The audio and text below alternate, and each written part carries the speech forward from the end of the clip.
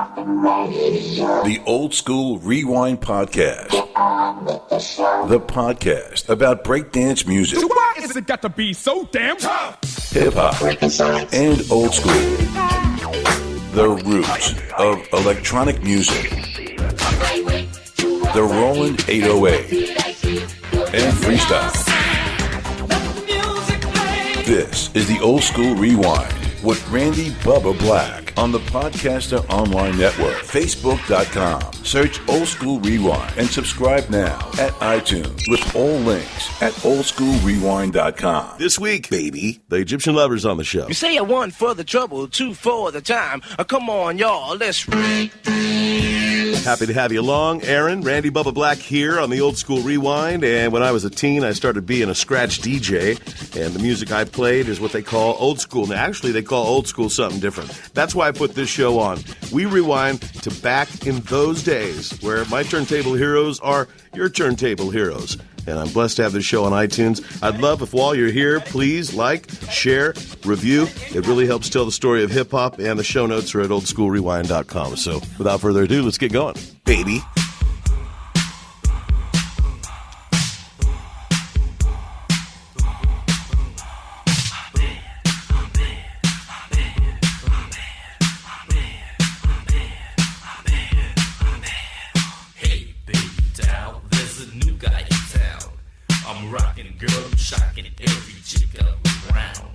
There's no one that can hang, cause my hands are so quick.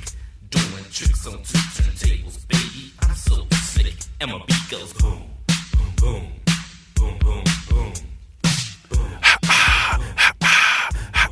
Yes, baby. The women here are oh so cute. Beautiful day today, Egypt. Man, it sure is. L.A. is a place to be. Appreciate you being here. Good to be here, man. So, Egypt, my history puts me in the middle of separate car speakers. Graduating in 86, sophomore in high school, 84. You were the king of the bump system and the separates here in the West Coast. But you probably know that already because I'm guessing you engineered your music to do it. So thank you. I mean, besides Lonzo and the rest of the West Coast stuff and whatever New York influence we get to, you're the king. To me, you're the king, man. You're the king of hip-hop. You're right in the vein of a California boy. The speakers went boom, boy. So you're brought up? South Central Los Angeles, on the east side. Great time growing up. Egypt, how were you raised? Both parents in the house, supportive? Oh, yeah, definitely good parents. I mean, I was raised, never heard of anything racist or anything like that, so I had no idea what racism was. And I actually was bused to an all-white school in the San Fernando Valley, and that's the first time I heard a little bit about racism, and I was like, what is that? What are you talking about? We're all the same. And then I heard the differences. I'm like, well, there really is no differences, and I just moved along with it. And it was pretty fun, just having a different kind of people to grow up with, have lunch with, talk about each other's backgrounds, and it was pretty fun. Was the family gifted with money? Did they purchase your stuff? Were they behind you financially? Oh, no. We were regular people. I think Mom was a telephone operator and Pop was a chef at a camp for the Bad Boys. Egypt, what'd you do as a kid? Movies, cartoons? Where were the places to be for a young buck in South Central? Pre-technology, of course.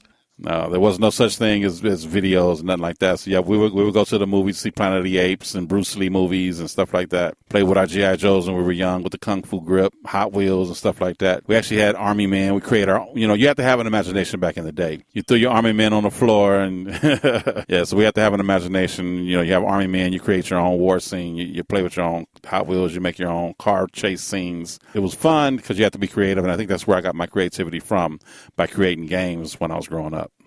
Did you have one of them Evel Knievel motorcycles? Never got that. We weren't that rich. I never got the Evel Knievel, so I always wanted one but didn't get one. That was the toy. Egypt, you saw a movie in junior high that changed your life forever. Tell me why. Well, the Sheik was Rudolph Valentino.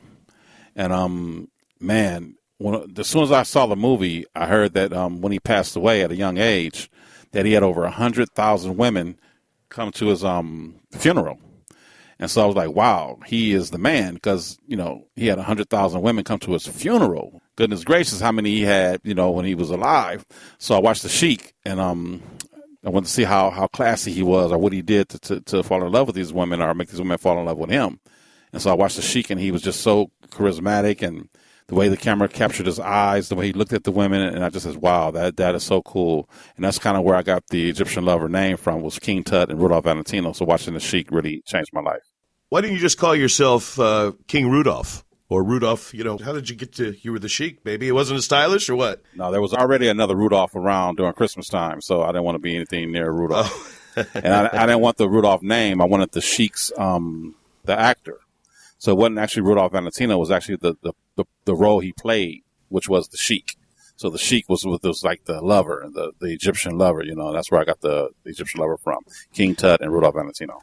So when you were just Greg going to school, did you get laid, Egyptian Lover? Did anybody get laid in school? Heck nah. What happened? Was there a babysitter? Where did someone turn you out somewhere? So at some point you got set off on that one-track mind.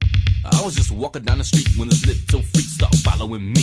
She was strange, but that was alright, cause a strange girl was coming home with me tonight. She had cute lips and pretty eyes, with a shake and a walk and dreamful thighs. Her hair was oh so long, and the sexy way she talked just turned me on. I was kinda shocked when she approached me, and her body was the best that you ever could see. I didn't get nervous, I didn't turn back, cause I could do it all, baby, just like that. You better settle down, girl, you had too much wine with your see-through lace. Oh, girl, you're fine. One thing you don't know that you better know at times that the Egyptian Lover has a one-track mind. I think I was always a one-track mind. I had a one-track mind ever since, first Playboy I ever saw or whatever. It's just girls in school. I always liked the girls. Were there girls pre-Egyptian, as I'm calling it? I've got a new word for it. It's pre-Egyptian. I always had crushes on girls all my life. So, it was that. Never had a real steady girlfriend, but I flirted with all the girls. So, yeah, I went on a lot of dates and had a lot of girlfriends. I used to dance, so girls like guys who dance. And sure. Got the Jerry curl, and girls went crazy. Some GAME. Oh, yeah. I had the Mac down, call them on the phone, get the phone voice. Hello, how you doing? All that good stuff. We'll talk about that voice. Sports. Did you play any kind of sports? I played football when I was really young, but I had asthma, and we didn't have any asthma sprays back then. You actually have to go to the hospital and, get on the machine. So right. I couldn't play football very long because I had asthma. And it's kind of funny because when I made my second record, Egypt, I played it for my mother, and she says, why are you breathing? You have asthma. I said, that's exactly why I'm breathing. So I'm telling you that I'm over it. I can breathe now. So it's kind of like a play on the asthma thing as well. Very interesting. Then I was going to ask about that too. So that's very interesting. So you didn't want to be Dusty Baker. You wanted to be Prince and Kraftwerk mixed together, huh? How did you get exposed to your first Prince and Kraftwerk? Prince, he made a song called Soft and Wet. And as soon as the record started, he used the breathing like, sure. And I always thought that was so sexy and it just like...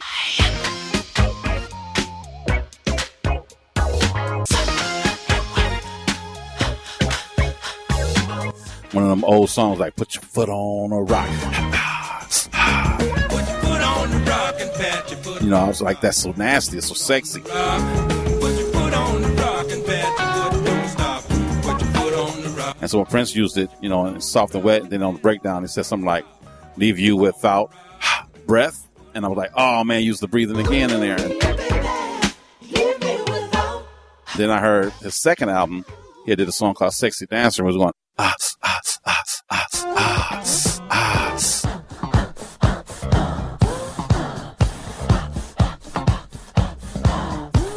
And that just took it away. I'm like, oh yeah, that's the perfect nasty song to dance to. You could do the nasty when you're dancing, and I just took it from there. Like, yeah, I'm putting breathing in everything I ever do. If I ever do any more mixtapes for high school and stuff like that, so I was doing raps on my mixtapes and putting breathing all in the mixtape. So I was breathing. Any of those living on the internet now on YouTube? Heck no, I would never put none of that on YouTube. It was a totally different kind of rap. It was a straight up high school, street rap kind of thing. So I'm glad that's not out there. So it's something you're not too proud of. Well, it was just straight gangster stuff, street stuff, and it was something that I didn't, go further in my career. I just went to my own style. I see. Okay. And so how did that influence? How did you get the gangster influence? Was it It came just from living in the streets. That's what everybody lived. That's what you know. So you write and you rap about what you know. You a fighter? Of course. You like to fight, or you defend yourself? Defend myself. Your mixtapes, we all had them. I made my mixtapes here. My favorite was, the Sucker MC intros and the Jam Master Jay breaks and all those, doing those pause mixes. And your mixtapes, you said, and you started selling them. Is that correct? Yeah, this was like 1978 and 79. Sure. So I made a few in 78, but when Rapper's Delight came out in 79, everybody wanted Rapper's Delight on tape. So I actually made Rapper's Delight and took 15 minutes of the tape up. So it was real cool to just put that on there and then pause button some other mixes after that. And then I started getting requests for more rap. And I had to tell my friends, there is no more rap. They said, why don't you make one? So I went home and I used my headphones as a microphone and made a rap. So this is 1979. So 1979, 1980, and then 1981 when I graduated, I was making mixtapes for my high school, and it was pretty profiting. Did you do any college? Did 1 year college at CSUN, and that was it. Me too. Got on the radio station about 6 months, and I was out. See ya. I look on all those labels, and it cracks me up to look back at them that people had their contact information. Do you have any of the P.O. boxes or phone numbers that you had on the labels of your records back in the day? I still do. I have my very first P.O. box still active right now, and I send out fan mail, and people send me birthday cards and fan mail to my P.O. box, 19301 L.A., California, 90019, and I still, return the messages through the P.O. box. That's incredible. People don't communicate anymore. That's right. Still analog all the way around, are you? I'm in the studio right now with analog equipment. What are you running in there? I got two 808s. I got a vocoder. I got a Jupiter 8. I got a SH101, Juno 60, just all analog gear. So the vocoder, it's one of the slickest vocoders heard ever. Is this the same one you've used always? Yeah, same one. What kind of vocoder? It's a SVC 350 by Roland. Do they still make those? Nah, man. How about a plug-in that even mimics it? You can't get close to it. This is the only one. I tried to talk them into making a boutique version of it, and maybe they will, maybe they won't, but I asked them about it, and they said they might. Same type of thing that Miami found? Is that the same kind of vocoder that a lot of that stuff that, Oh, yeah. Yeah. The freestyles of the world. And Yep, that's it. Pretty Tony had one. Pretty Tony, sure. Actually, Pretty Tony saw me at a club in Miami, and he came up to me and said, hey, man, can you tell me the equipment you're using? And I told him the Jupiter 8 and what kind of vocoder, and I think he went out and bought it the next day.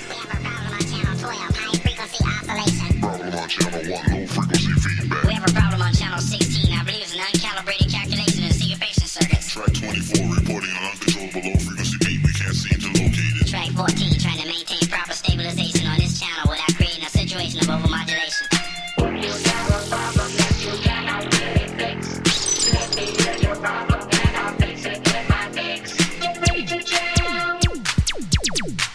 Well, and I didn't know that Luke Skywalker's was one of your jump-offs, too. I didn't know that. Yeah, he was a promoter, and he actually booked me for a show, and I went out there and rented an 808, showed him how to program the 808, and then right after that, he booked Two Live Crew, and he actually joined their group and became an artist instead of a promoter. Word. Word. Word. Word. We get the red carpet treatment because we're well respected, always accepted and never rejected. Difference is made when we take the stage. The crowd gets excited and goes in a rage because we're too live is what we are.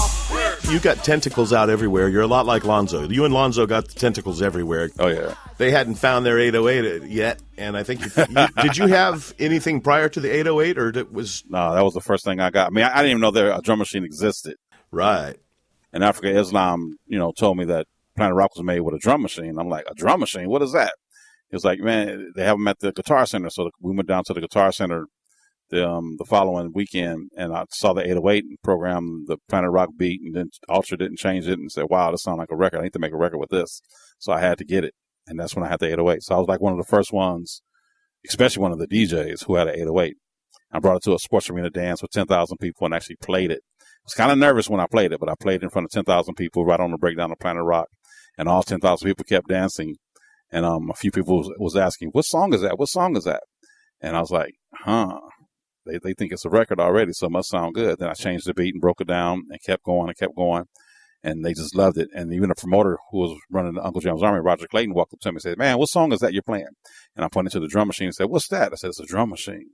And I start playing the cowbells and the hi-hats. He says, man, that sounds good. And I got on the mic and started going, yes, yes, yes, yes, yes, yes. And everybody started repeating after me. And it was just incredible. It was wonderful to see 10,000 people dancing to a drum machine, which was unheard of back in 83. You're absolutely right. And on Yes, Yes, Yes, the layers, I mean, even the chorusing effects in the background of Yes, Yes, Yes, in addition to the high pitch part of it, not just a low pitch of a vocoder, then you just had some chorusy stuff too, correct? Yeah, we was just having fun in the studio, seeing what we can do. And what does it mean to play half speed Planet Rock? I mean, I heard it, and then I slowed it down in my head, and said, I'm going to do a song like this. And I slowed it down in my head and played it with the keyboard, and it sounded great. And what song did that end up being for you? Egypt, Egypt. See, that's an incredible thing.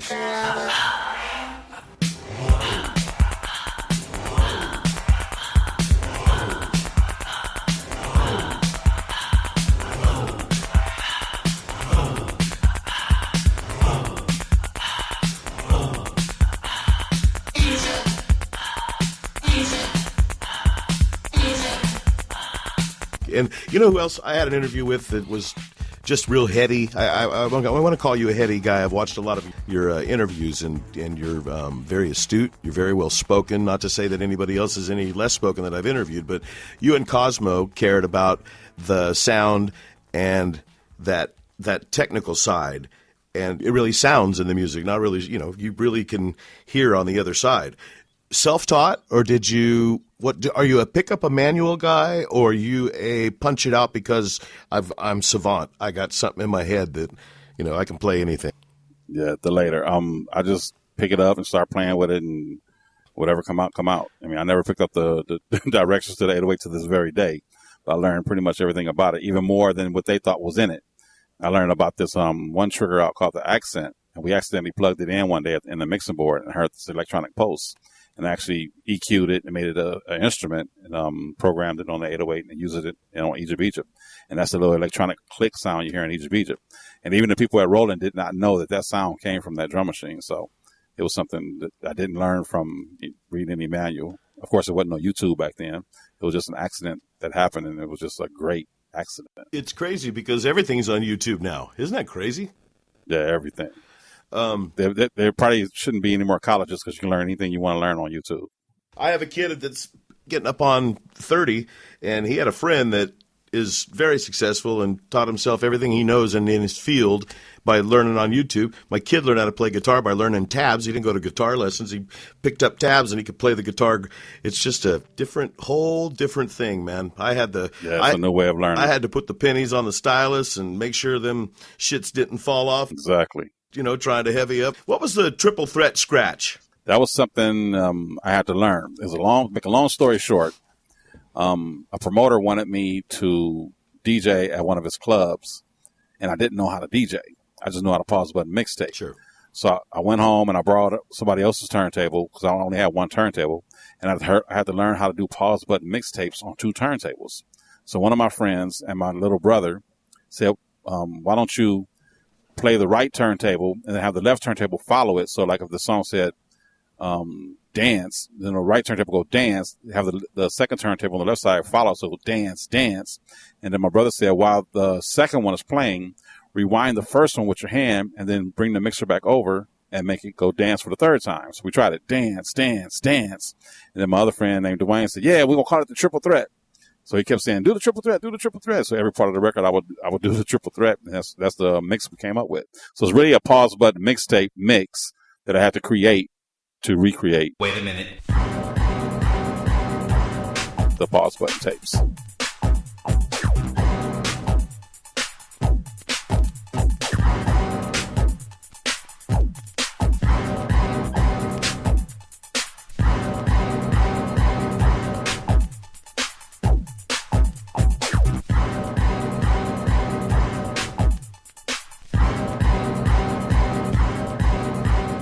I was trying to recreate some pause button stuff, and it was so difficult in a digital. Not at all, right? Just threw it right together and thought, man, the tapes just had their own sound. I mean, it was incredible. Yeah, that certain fatness. Who was the first person to pay you to play that first gig, and how much was it, and how heavy was that damned equipment? Well, I didn't bring no equipment. I brought some records to my first gig, and That was that one guy. He said, I'll give you $500 to do what's on this tape at my show. So I learned how to DJ. Took me a while to learn how to DJ. Got all the triple threats down, get the beats down, bought some records. He gave me $500. I showed up. He said, I don't want you to DJ. I want you to do the rap that's on this tape. I'm like, that's all? So I got on stage there, one song, $500. And my uncle was like, wow, that's paid right there. And that was back in 1981. And you carry no equipment? Equipment's there? Yep. So you showed up and did the pause mix and talked over? Well, I tried to do the pause mix. He didn't want me to do that. He just wanted me to rap. So I was like, wow, I learned how to DJ for nothing, but I'll just go ahead and do this easy little rap. So I did the rap. Then, of course, the DJing came in helpful times later on when I joined Uncle Jam's Army, and like, well, I know how to DJ as well, so let's do this. Rest in peace to Roger Clayton, yes. Uncle Jam's Army, about as influential in that Freak Beat logo. Who came up with that Freak Beat logo? That was me. I was in the room just drawing around, and I wanted something that said something about beats. And there was a song called Funky Soul Makossa. The awesome, the awesome, we'll rock ya. To the funky Makossa now.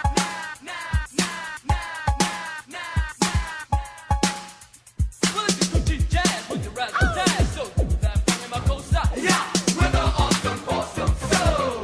Get on down. Well, I'm a mastermind and I'm one of a kind, so do that funky Makossa. Yeah, with the awesome soul. Get on down. Well, I'm MCAK, take you all the way, so do that funky Makossa. Yeah, awesome.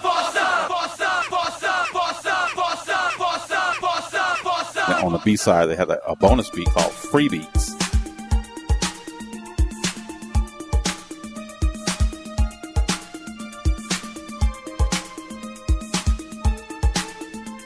But I misread it when I first heard it, and I called it Freak Beats. And I always played Freak Beats at the parties, and everybody loved that ding, ding, ding. It was just so cool. And later on, I heard it said Free Beats. I'm like, well, nobody said Freak Beats, so I'm going to name this label Freak Beats. And so I named the label Freak Beat, and I drew it, and that was that. When you hear those touch tones in your head.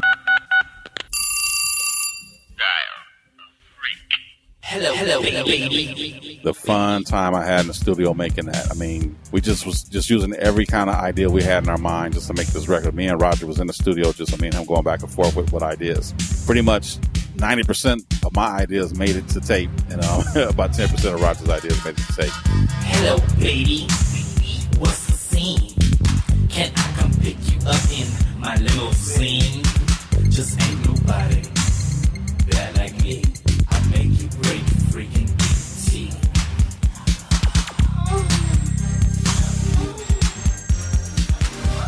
He was really into the funky sound, like the Parliament Funkadelic sound, and I was really into the Planet Rock Kraftwerk sound.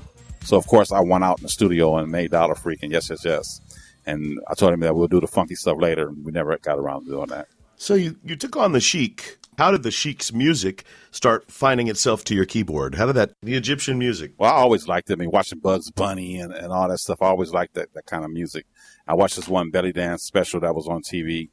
It came on like an after school special, and it was like, wow, this is so cool, and I love that music. And I always heard that, and the girls would say, there's a place in France where they do the naked dance, and the men don't care because they have no underwear. And that just goes into my freakness, so I always had that in my mind. So, of course, Egypt, I had to put that melody in there, and it was just all good. How's your process now in the studio? You go analog, most of it, and then you get the sounds you need, and then eventually it does make digital. Yeah, we bounce it down to Pro Tools, which is a digital. It's like the studio standard right now. So instead of using tapes, we use Pro Tools, and that's the only thing we use is digital. Everything else is analog. Fighting and screaming, do you use it, or do you realize it's necessity now? It's a necessity. We tried to use the tape, and it was too much of a problem. So the noise was one thing. I mean, it sounded more bottom end.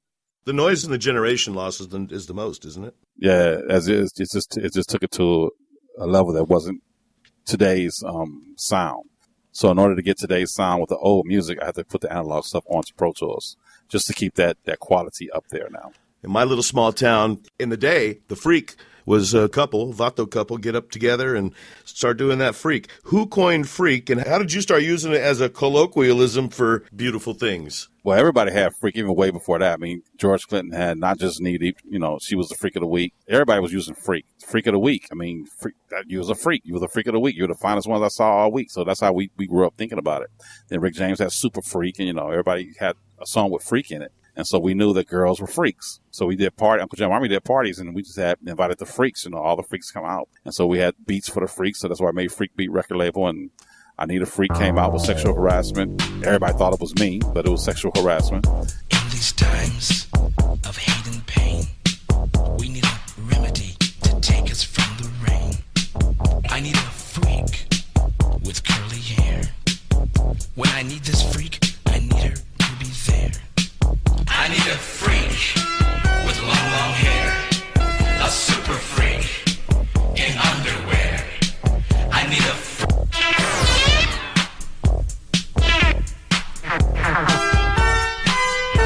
And Freak was in, so Freak-A-Holic, I did that one, and just all of my life I've been a freak, doing what I want to, 7 days a week. Egyptian lover, yeah, that's my name. Sexaholism is my new game, 'cause I'm a freak-a-holic, a freak-a-holic. It was a good time growing up, because we had Michael Jackson, Rick James, and Prince, and I think those idols were just so wonderful for me to have and see at that time as young men doing their thing, being so creative, and me trying to get that same creativity that they had in my music. So I always went to the pro studios. I would call different studios and say, is Michael Jackson, Rick James, or Prince recording there? And one guy said, yeah, Prince is here this week. I said, really? Can I book the studio right after him? And they said, sure. So I booked the studio right after him and told the second engineer, don't change any of the settings on the equipment. I want to use the same settings. And I went in and recorded and used the same settings. So it was pretty cool. What were you recording? The Lesbian. The Lesbian. I ran that back the other day. I remember that was sort of shocking to see that title, man, in those days. Instead of regular, and then in the middle, you sort of change it up a little bit. Yo, I met this gorgeous chick the other night, man. And she drove me to this nice motor inn. Dig it. You know what the name of the place was?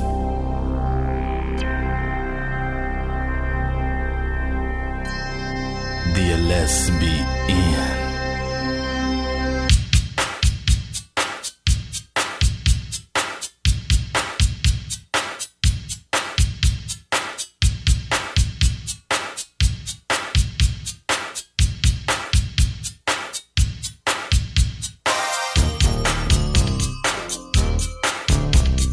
Have you always been like this?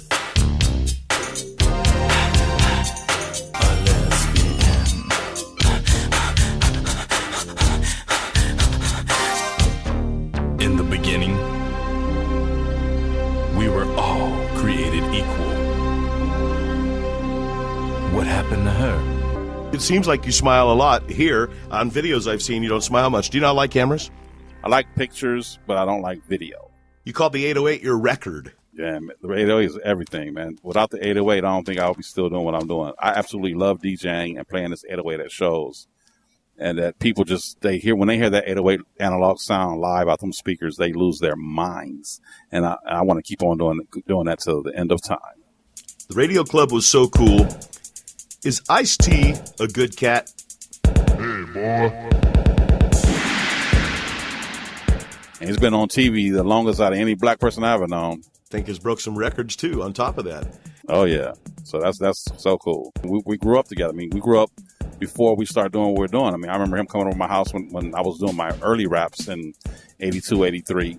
And we were friends even before all the stuff that was going down. It's just wonderful to see him still doing his thing, man. I'm so proud of him. A huge fan of Ice-T. Huge, huge, huge. Arabian Prince part of that before he went over and hung? Yeah. We were friends way before. I used to bring him to the Uncle Jim Army parties with me and sneak him in, even before he was Arabian Prince. We went to a skating rink one time, and I'm standing there next to him. We lying, telling girls he's my cousin, this and that and the other. And one girl walked up and said, "You're Egyptian lover." She said, "Your name should be Arabian Prince." And ever since that day, he kept the name. The Arabian Prince is as strange as can be, living his life in a pyramid city. Swinging in the tomb is how he gets his fix. He gets a natural purple hide on the backwoods mix.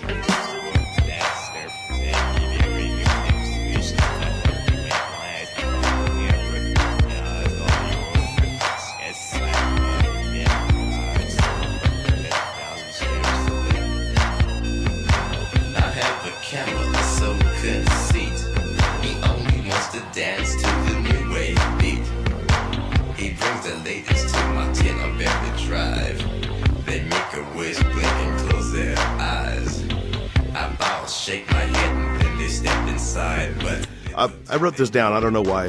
What's the story of DJ Sperm Cell? Wow, I was in club radio, and when I was in club radio, they didn't have a program like Uncle Jam's Army, so you could play anything you wanted. It didn't matter. Just go wild style. Just play whatever record you wanted to play. You could play the same record 4 or 5 times a night. It didn't matter. Just everybody just partying. So I was in there scratching, triple threat, and just going crazy on the turntable, just doing what I wanted to do. And these 2 people walked up to me and says, "Wow, you're better than the Egyptian Lover." And I was like, okay. I was getting ready to tell them I am the Egyptian Lover, but then one guy said, "We're from the LA Times, and we want to do a story on you." And I'm like, "Yo, you want to do a story on me?" Like, "Yeah, what's your name?" And I'm like, "DJ Sperm Cell." By just being an asshole, I just said that by DJ Sperm Cell. And actually in the Sunday paper, they had DJ Sperm Cell better than the Egyptian Lover with a picture of me in the paper. You have a copy of it? I wish I did, but it was just fun. It was in the calendar section in the LA Times, and it was just so funny. Like, why would they never put me in the paper, but they put DJ Sperm Cell better than me in the paper. Clowning. And right then, I'm clowning right now. Right then and there, I knew that all media was just trying to make a mess. Because they never put me in the paper, but they put somebody who's better than me in the paper. Bernie Grunman was the guy, right? There was a couple guys. It was Bernie, or who else would master the records over there? Bernie Grunman was my man. I mean, I used him before he started his own company. He was in the downstairs basement of A&M Records, and he told us that he was going to start his own mastering plant. Lonzo said there was 2 guys you'd ask for. It was Bernie and Brian. But I used everybody who was there. It was Brian, and it was another guy there, too, who was there, actually, the first one with Bernie. And it was only those 2 guys there, and then Brian came along later. So I used pretty much everybody that was at Bernie Grumman Mastering. But you had to come up with some extra dough to give to Bernie after cutting a certain session because your pressings were wrong and you needed to get him different readjustment on the cut. Not me. My stuff was right from the very beginning. That wasn't you? Maybe I heard that wrong. I used Pro Studios, and my mastering was just a final EQ on top of my Pro recordings. No, did you want him to cut it thicker? I need that groove thicker, Bernie. This was actually the first record that ever had bass on it. It was a breakdown on Egypt, and the bass was kind of loud. And so when we did a reference disc, we put the regular needle on it, and the needle jumped off the record. So Bernie thought if we widen the grooves, the bass would fit. And I said, "What do you mean widen the grooves?" He said, "No, you widen the grooves, go from one record to another record so they can see the break so the needle can go down in between records." I said, "Yes." He said, "So let's widen the grooves like we're doing that. And that way the needle will stay in the groove during the bass. The bass wouldn't knock the needle out the groove." So he widened the grooves a little bit. And the Egypt was actually the very first record that was recorded with bass. Bigo Boom was not bassy like the breakdown on Egypt.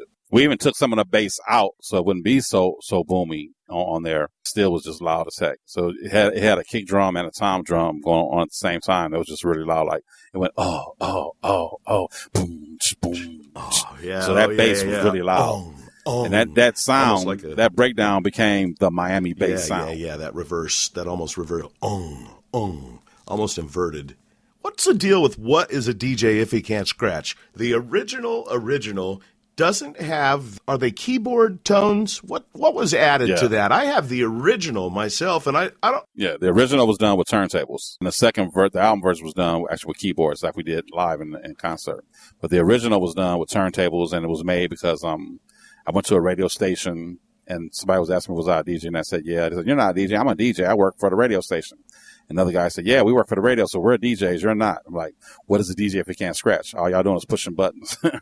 Putting carts in and pushing buttons or, whatever. I said, "What is a DJ if he can't scratch?" So I actually went to the studio with a little chip on my shoulder and made that song for those DJs. That keyboard, why'd you add that in? I stopped DJing when I started doing concerts. So I kind of stopped DJing and I went all analog and all keyboards live with 808s in my shows. So we added the keyboard, so we had to bring the turntables to put that part in the records. The original was a turntable. I see what you're saying. You had to add something in where the turntable sounds were on the originals. I get it.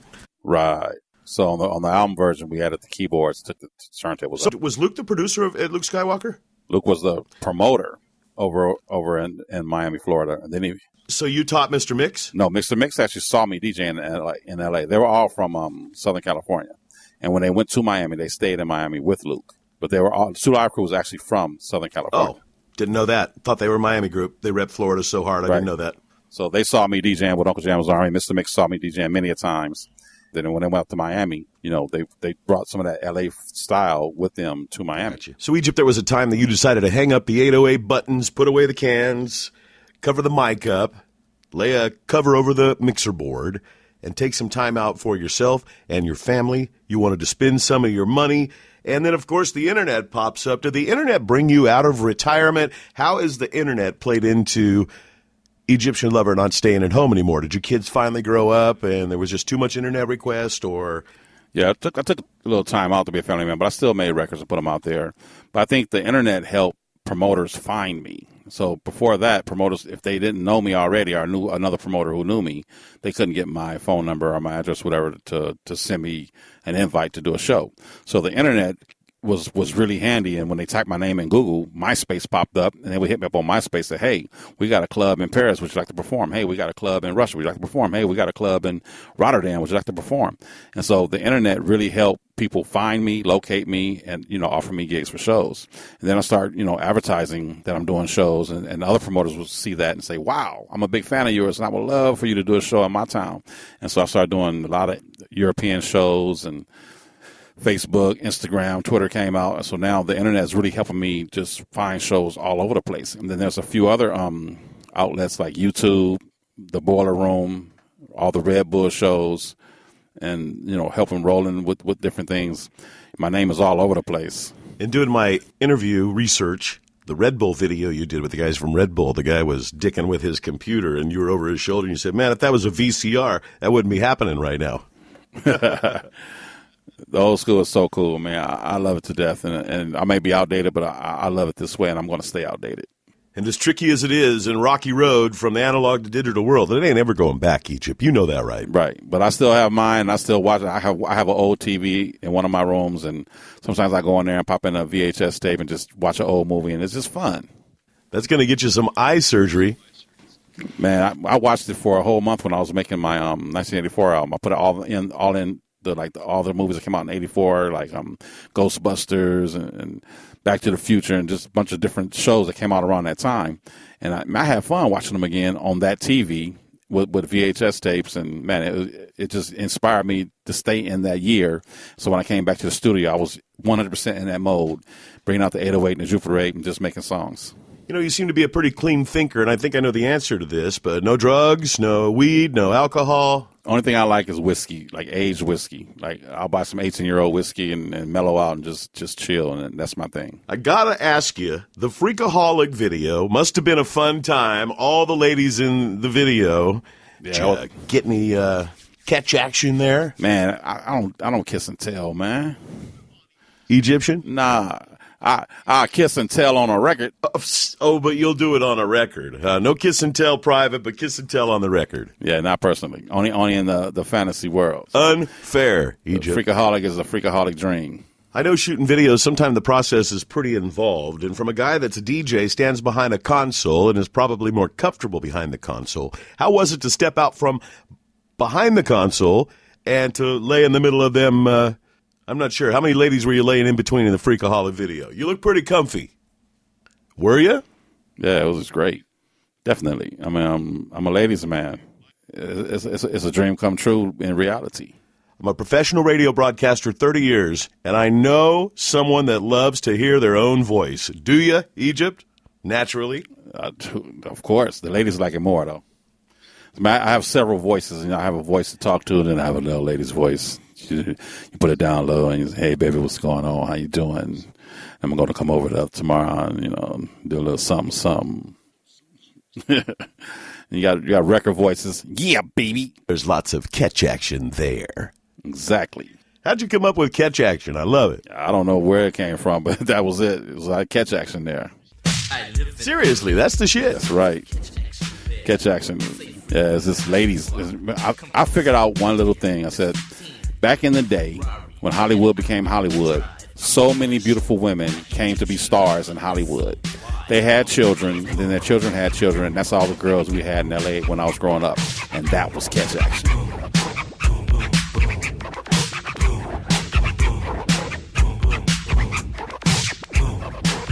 Egypt, I'm going to mention some song titles, and you tell me what comes to your mind.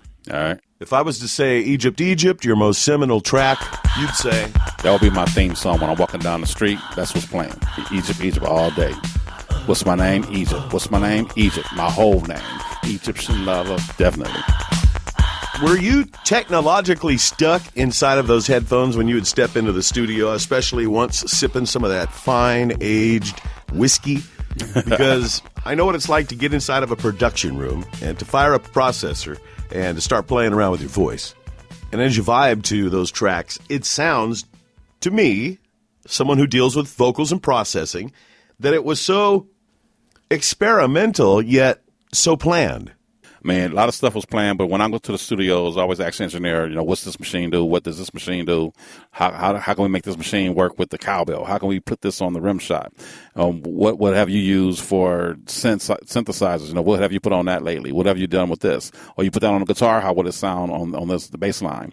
And so I try to use all the outboard gear and just see what it can do. Because, it's outboard gear. Let's use it. Let's see what it can do. Let's do something different. Are you always the vocals, or did you hire people? No, I was always the vocals. There was a few females on track. We had female on Dollar Freak, and Egypt, at the end she goes, "I want you." And if you listen to the album version of Egypt, you'll hear a girl say "Egypt, Egypt," and on the 12-inch it's a little lower in the track, so you can't hear it. But on the album version, I lifted it up a little bit so you can hear it on there. Right down to you spinning the track backwards and putting it on wax. Not the Beatles, but Egypt, Egypt. Right. Where'd you come up with it? That was Prince all day long. That was Prince. He did at the end of one of his albums. He sung backwards, and then I played it backwards and heard what he said, and then I said, "I'm gonna put that on my record." So I flipped the tape over backwards. I just wanna rock and make you free, 'cause I am the creator of this beat. We need box the sun and box the sun and but the box. We need box the sun and box the sun and but the box. We need box the sun and box the sun and but the box. We need box the sun and box the sun and but the box. How about a menage a trois, baby, me and you. And played it backward. We yamp yum some champion some champion some wop. It was incredible, Egypt. How about a menage a trois, baby you? How about a menage a trois, baby you? How about a menage a trois, me and you? How about a menage a trois, me and you?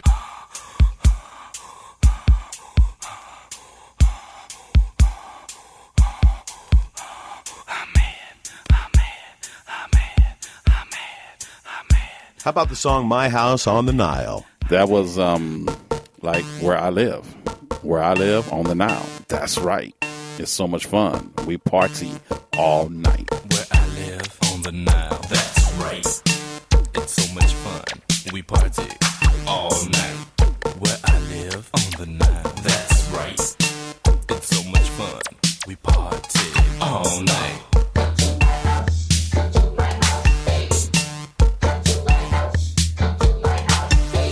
One of my favorites, girls. Girl. That was just living in L.A. I like the girls.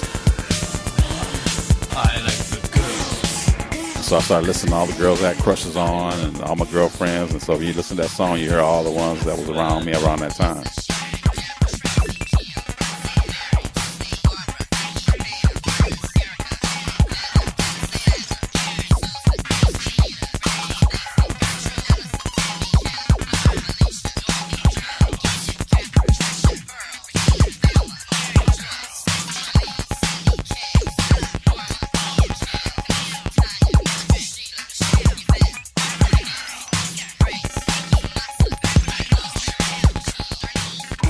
Female on the track of girls. Girl. That was, I went to the Guitar Center on the way to the studio and said, "What kind of new keyboards you guys got?" He said, "We have this new thing called the emulator." I'm like, "What does it do?" He said, "Well, you can sample your voice." I was like, "Really?" So I didn't even ask for the price. I just bought it. It was like $6,500. Went to the studio right then. The next hour, had a girl come in and say, "Girls," on the mic. And I just played the music with it. Girls. And that was just so futuristic. Girls used one of the first samples. I think so, because nobody else have an emulator. Nobody else had $6,500 at the time either. So at that point, you really tripped a trigger because you've got Egypt out. You've got all of these songs out, and the music has now become seminal. Not just Egypt. I mean, your album is like a greatest hits now. I know you like Kraftwerk and Prince, but the workings of Prince. Yeah, I never listened to the new stuff. I mean, I probably hear it 1 or 2 times on the radio, but I really wasn't a radio cat. So I was just listening to Prince and Kraftwerk and just get inspired by Prince's music. Man, every time Prince had an album, I would have that in the car, but nothing else really. And then I liked a lot of ballads, so I listened to a lot of slow songs.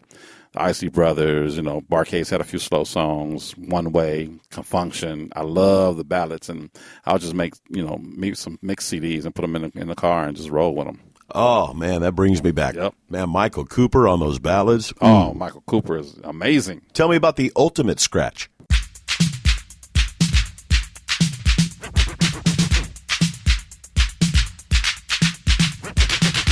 Yeah, the ultimate scratch was just like we had 2 hours left in the studio, didn't have nothing to do, so I made a beat real fast and put some scratching on it and called it the ultimate scratch, and that was that. Yeah, it was just a last-minute song that was boom in the studio. Let's do this, let's do that. Had to have been a lot of car shows during that time, those years. Man, where was all the support? It was just fun. I mean, the lowrider shows was just like so much fun with different culture and just going there and doing my thing and just getting so much love from all the lowrider owners, and it was just a great time to be around. San Jose, a huge market for the car shows. Where else? So many markets, man. I could do 4 shows in LA alone, and 4 different crowds would show up. So it's pretty cool. Even today, I can go to Europe. I can do a all house concert, and then I come up and do my show.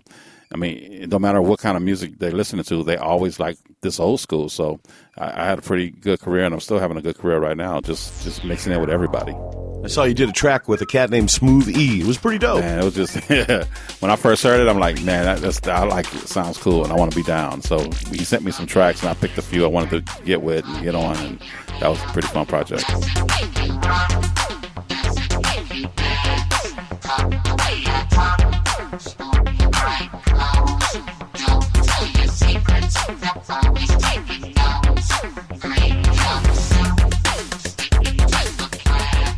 Talk quick like about 1984. So I get online and I start searching around for interview topics, and I happen upon 1984, and I'm like, what's this, man? I think I missed an album or something. I'm not sure how I did that, but then I find out that's the one you dropped after so many years, after being out, and everybody waited to get their hands on, and that's 1984.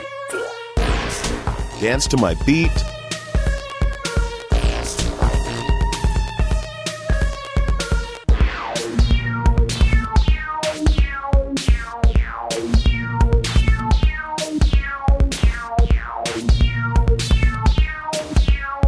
Popper's Anthem.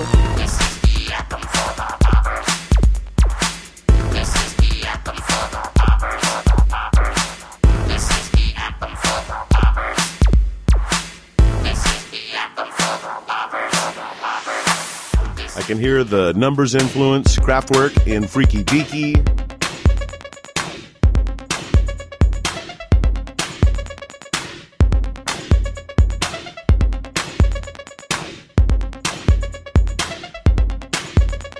How fun was it to make? And how long did it take?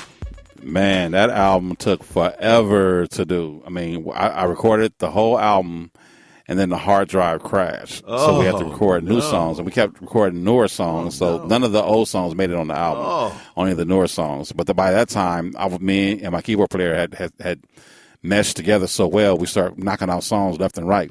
So the total time on that album probably took about 6 years and about $80,000.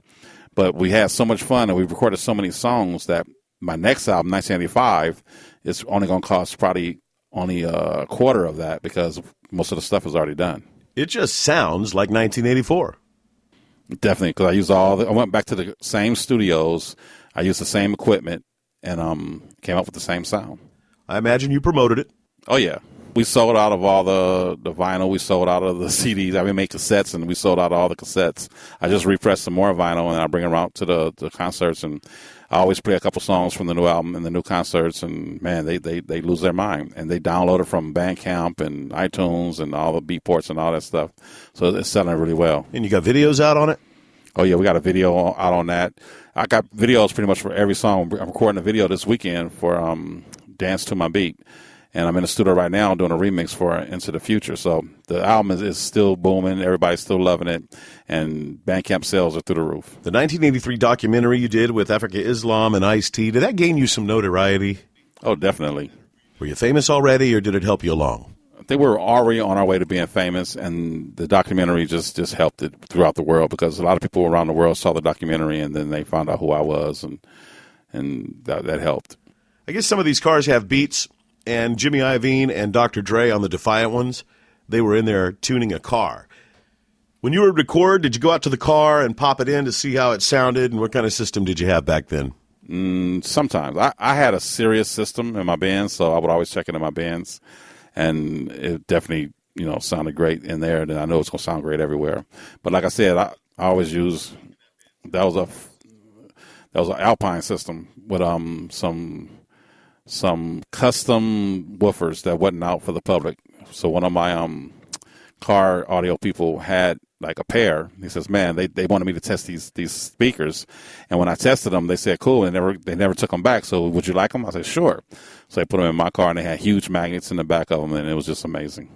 Your favorite electronic band, Kraftwerk, who else do you like electronically? I like Gary Newman. I like old rock bands. I like funk bands. I like pretty much everything that came out in the 80s. I like that kind of stuff. Visage had a song that I fell in love with. I just like all kind of music, all kind of bands, all kind of groups, all kind of singers, electronics.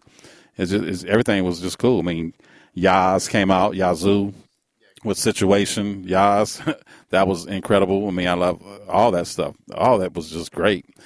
And then I started hearing like Nucleus and Juan Atkins with Cybertron and Pretty Tony stuff. And I'm like, yeah, this is the stuff that I absolutely love. I love it to my heart, to deep in my soul. So the Planet Rock style and the Kraftwerk style kind of stuck with me, and that's going to be my style for the rest of my life. Egypt, you said you never experienced any racism coming up. It's just not something that you saw. Lil Wayne put out a video that talked about racism and how he didn't feel that he was affected by racism. I heard you earlier in the cast say the same thing.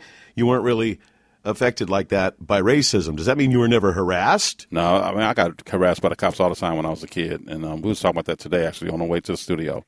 And I think just talking about, how I was growing up, like how the cops just stopped me and pulled me over for no reason at all and harassed you. You're just growing up being black. And it was just normal for me, and I didn't know any difference until I grew up and found out that they don't do it, to everybody, only the black kids in L.A. The sound on the West Coast was not as cool as the sound on the East Coast technology-wise. They were way in ahead. And Cosmo talks about how he really valued his recording process. What did you think of, say, Cosmo D from Nucleus's recording process at that time? It sounded different from the West Coast. Oh, definitely. When I heard Computer Age push the button, I'm like, yeah.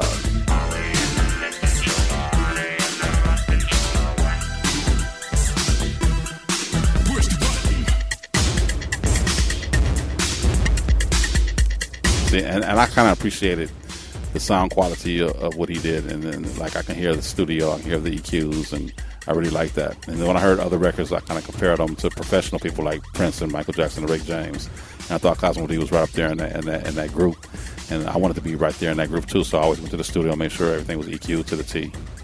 Cosmo D told me his favorite electronic artist was Giorgio Moroder. Nice. I didn't realize that one of Giorgio Moroder's tracks ended up being Blondie's Rapture, the first #1 rap single. Oh, yeah, definitely. Egypt, I'm going to try to make the drive down. Uncle Jam's Army reunion is going to happen on October 28th, 2017, which is in a few weeks. You're going to be there. Oh, yes. I helped put that together, and it's going to be a lot of historical West Coast groups, and we're going to get there and just have a bunch of fun, and I'm sure the media is going to eat it up. And I made sure to get all the superstar West Coast guys together, and we're going to have a bunch of fun. And it's also, we got Ice-T with the original DJ The Glove. We got Bobcat, original member from Uncle Jam's Army. Dr. Funkenstein, original member from Uncle Jam's Army. We got the Wrecking Crew with Alonzo and Clientele. And we got the remaining member of LA Dream Team, Snake Puppy, and he's going to be actually performing with General Jeff. And going to be performing, and it's going to be just incredible. And of course, myself, I'm going to be DJing, showing the triple threat, the backwards spinning, and also performing and bringing the 808. So it's going to be a heck of a show. You going to be breakdancing out there? You said you were a dancer. No breakdance. That came out after me. I was more of the cool gigolo freak style dancing. So I did a lot of dancing before the breakdancing. Egyptian lover, what's your mama call you? Greg. How do you say that last name? Broussard. Yes, Brassard. Yep. It's a French name with a Creole background. Did your parents think you were crazy? Did you have to take a little crap from, say, Pops? Oh, yeah. My father actually told me, he says, you're not going to make any money being a DJ. I know a DJ, and he's flat broke. He says, you're not going to make any money being a DJ or doing what you're doing. Try to find you a better job. And then when he saw the first 3 or 4 checks come in, he's like, all right, you're doing good. Do what you got to do. What's your parents' favorite songs? Nah, they never told me their favorite song. I mean, they're old school, so they like the old school stuff. Just like I like my old school stuff, and the generation under me going to like their generation stuff, and the generation after that going to like their generation stuff. So I think we're all generational, and we're all going to like what we grew up with, and that's going to be what we like. What are some of your favorite Egyptian lover phrases? Freak this. Let's get that sucker copyrighted. That's my favorite right there. Freak this. The internet makes this podcast go worldwide on iTunes. What would you like to say to all your supporters, all your fans out there, not just in America, but worldwide? You are a worldwide living legend. I got 3 simple words. 3 simple words that I always say at the end of my parties, the end of my dances. 3 simple words. Enjoy your life. Nice. Egyptian lover, thank you. I've had a 30-year broadcasting career that is so full. Today is one of the spotlights talking to you, my friend. Thanks. For sure, for sure. I'm killing it.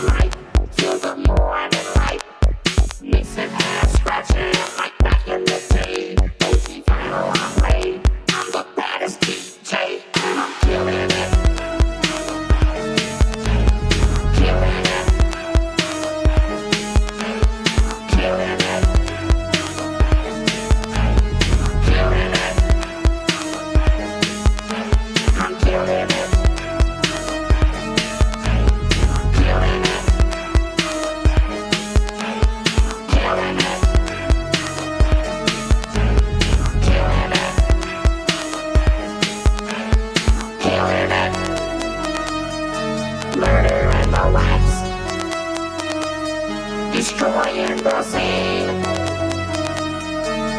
Guess who's back? I'm killing it.